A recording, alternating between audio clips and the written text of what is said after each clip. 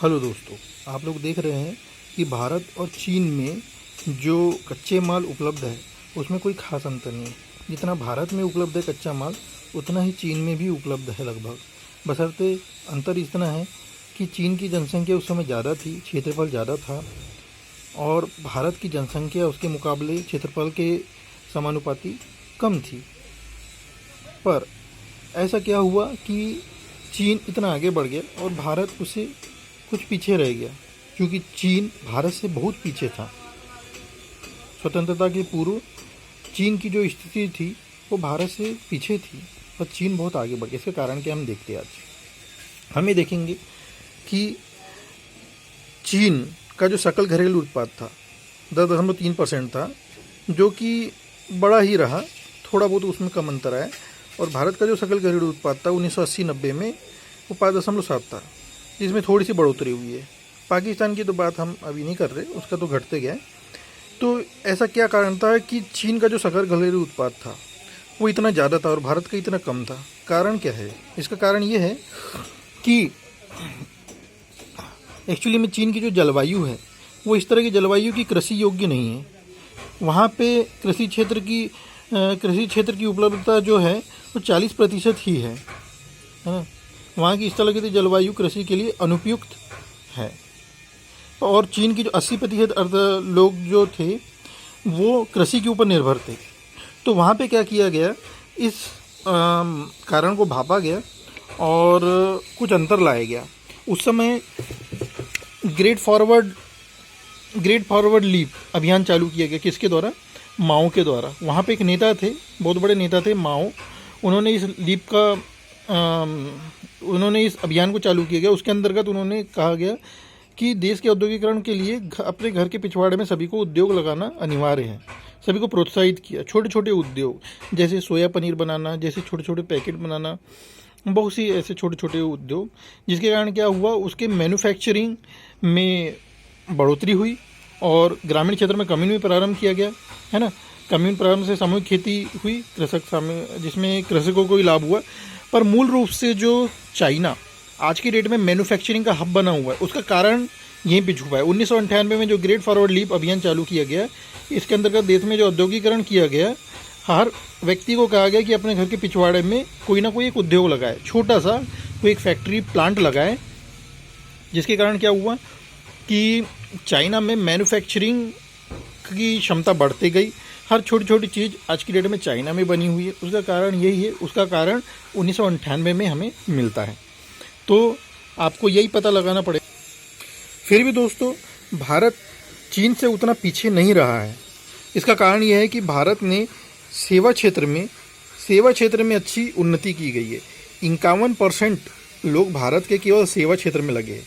आप देखते हो कि कोई भी व्यक्ति जब ग्रेजुएट होता है तो वो केवल प्रिपरेशन में लग जाता है, एग्ज़ाम प्रिपरेशन में। हमारे देश की 19 से 35 वर्ष की आयु तक के जितने भी युवा हैं वो केवल एग्ज़ाम की तैयारी करते रहते हैं। अगर उस पीक एनर्जी को, जो 19 से 35 साल की उम्र का जो पीक एनर्जी होता है किसी भी व्यक्ति की बॉडी में, अगर उस पीक एनर्जी को आप किसी अच्छे उद्योग को चालू करने में लगाएं तो हो सकता है वो उद्योग आपको किसी प्राइवेट या सरकारी नौकरी से भी ज़्यादा पैसा दे। तो दोस्तों, आज की डेट में ये आवश्यकता है कि हम लोग ये सरकारी नौकरी के चक्कर में और प्राइवेट नौकरी के चक्कर में ज़्यादा ना पड़े। हाँ, जिनमें कैपेबिलिटी है वो ज़रूर तैयारी करें, पर सभी लोग इसी की तैयारी कर रहे हैं, ये बहुत गलत है। अगर हम चीन के जैसे ही अपने अपने घरों में अगर छोटे छोटे उद्योग लगाते हैं तो जो उद्योग का जो 53% जो चीन में 53% लोग उद्योग में संलग्न है ना, तो हम उसकी बराबरी कर सकते हैं। और जो चीन अभी मैन्युफैक्चरिंग हब बना हुआ है तो हम भी उसकी बराबरी कर सकते हैं। आज की डेट में दोस्तों, सरकार की तरफ से इतनी सहायता मिल रही है। नाबार्ड एजेंसी है, स्मॉल स्केल इंडस्ट्री एजेंसी है, ये सारी एजेंसी छोटे छोटे सामूहिक उद्योग को चालू करने के लिए बहुत से फंड प्रदान करती है। आप देखोगे कि भले ही चीन में कृषि क्षेत्र में संलग्न लोगों की संख्या कम है और वहाँ पर क्षेत्रफल भी कृषि का कम है, पर फिर भी कृषि क्षेत्र की समृद्धि जो जीडीपी है 5.9 है और हमारे देश में 3.1 है। ऐसा क्यों है? क्योंकि वहाँ पे कई छोटे छोटे इंस्ट्रूमेंट बने हुए, लोकल मैन्युफैक्चरिंग वहाँ पे बहुत ज़्यादा होती है, जिसके कारण क्या है कि वहाँ पे कृषि क्षेत्र में बहुत उन्नति हुई है। भले ही क्षेत्र छोटा है, भले ही लोग कम उसमें संलग्न है, पर वहाँ पे उन्नति जीडीपी में कृषि क्षेत्र में ज़्यादा हुई है।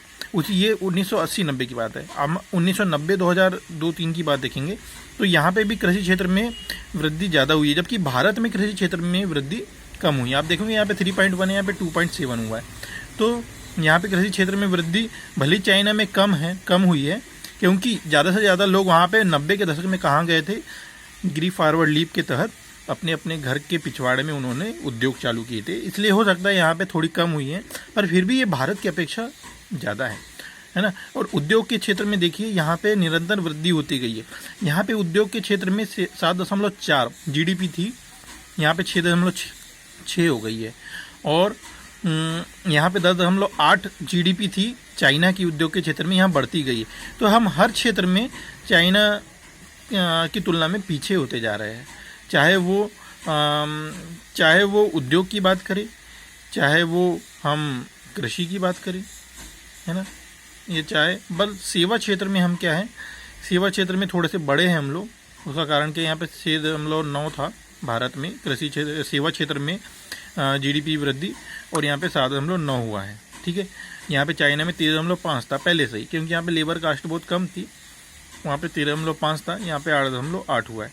तो दोस्तों चाइना जो है मैन्युफैक्चरिंग क्षेत्र में इतना आगे क्यों है, इसका कारण यही है कि वहाँ पे छोटे छोटे उत्पादन चालू किए गए, और यही उत्पादन छोटे छोटे चालू करने की ज़रूरत हमारे देश में भी है, जिसके लिए सरकार मदद दे रही है। पर हमारे देश के युवा जो है वो केवल सेवा क्षेत्र में जाना चाहते हैं, वाइट कॉलर जॉब जिसको कहा जाता है कि पढ़ने लिखने के बाद व्यक्ति कोई ना कोई नौकरी करे। बस यही एक मानसिकता बनी हुई है समाज में। कोई भी अगर छोटा उद्योग लगाता है तो उसे उतनी अच्छी दृष्टि से इसलिए नहीं देखा जाता क्योंकि उद्योग में जो है उस स्तर का दिमाग संलग्न नहीं है पहले से। तो दोस्तों अगर हम कोई अच्छा दिमाग, कोई अच्छी सोच लगा के कोई उद्योग हम अगर चालू करेंगे तो दोस्तों उसमें वृद्धि निश्चय ही होगी, और इस तरह हमारा देश भी मैन्युफैक्चरिंग क्षेत्र में चाइना से आगे बढ़ सकता है। तो इसी में सभी के सहयोग की आवश्यकता है और जागरूकता की आवश्यकता है। थैंक यू दोस्तों। अगर आपको ये वीडियो पसंद आया हो तो आप लाइक की बटन दबाइए। आप सब्सक्राइब भी कर सकते हैं, और ऐसे ही मैं नए नए वीडियो लाते रहूँगा। या आपको बेल आइकॉन दिख रहा हो तो उस पर भी आप क्लिक कर सकते हैं। धन्यवाद।